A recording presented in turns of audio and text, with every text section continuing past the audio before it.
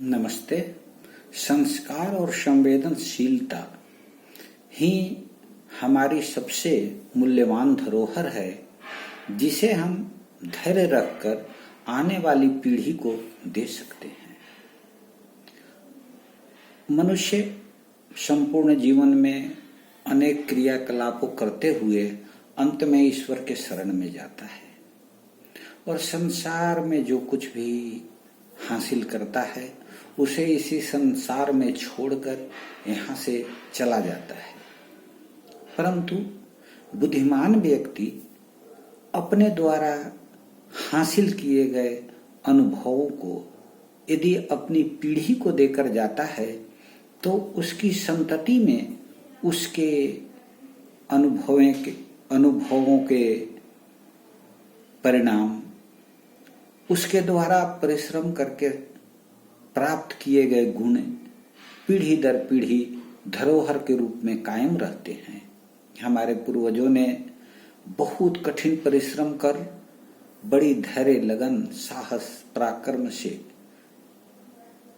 एक ऐसी संस्कृति और संस्कार का निर्माण किया जिससे हमारी सभ्यता संस्कृति संपूर्ण संसार में महान संस्कृति के रूप में प्रतिष्ठित है।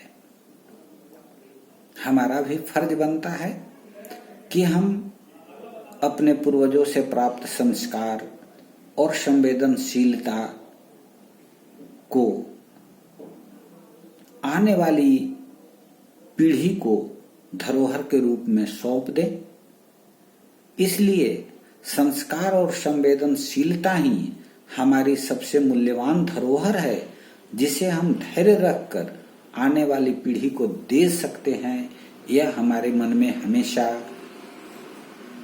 विद्यमान रहना चाहिए। संस्कार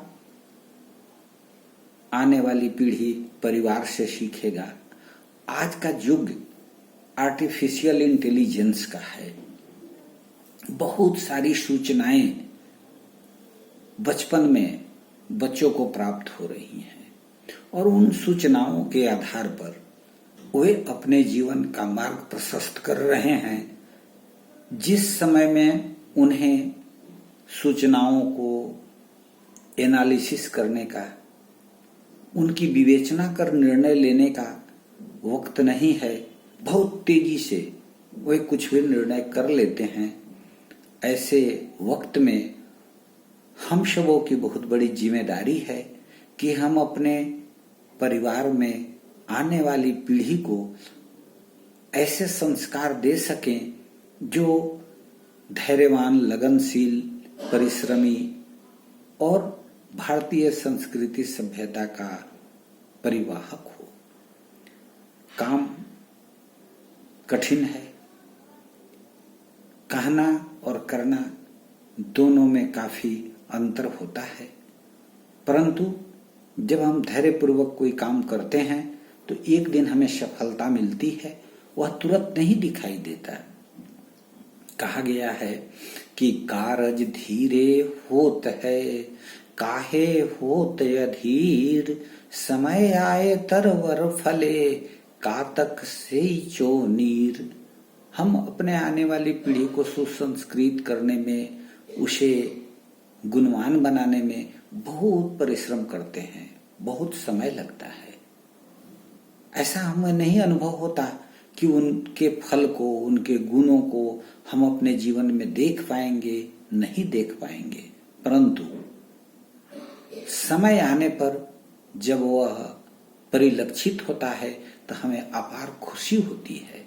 इसलिए हमें हमेशा आने वाली पीढ़ी को ऐसे आदर्श प्रस्तुत करने हैं जिससे कि वे एक विवेकशील नागरिक बनकर भारतीय संस्कृति सभ्यता के इस मूल्यवान धरोहर को पीढ़ी दर पीढ़ी हस्तांतरित करते हुए अपना जीवन एक मानवीय गुणों से ओतप्रोत प्राणी का बनावें।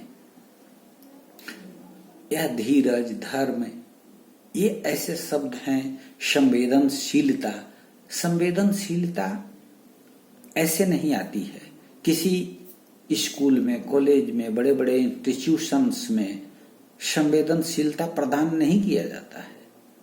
संवेदनशीलता दैनिक अभ्यासों से, उदाहरणों से, बड़े लोगों के अनुसरण से, परिवार के पृष्ठभूमि से हमें प्राप्त होती है, जिसे देना बड़े लोगों का जिम्मेदारी है। बड़ी लोग जिस तरह का व्यवहार करते हैं, आने वाली पीढ़ी वह सहजता से ग्रहण कर लेता है। इसलिए कहा गया है कि धीरज धर्म मित्र अरु नारी, आपत्ति काल परखिए चारी। ये सब ऐसे चीज हैं जो हमेशा आपत्ति के समय में हमारे अवलंबन बनकर खड़े हो जाते हैं, और वहीं से मनुष्य की पहचान होती है। इसलिए हमेशा धैर्यवान रहते हुए अपने जीवन में आने वाली पीढ़ी को अच्छे संस्कार और मूल्यवान गुणों का धरोहर प्रदान करें। धन्यवाद।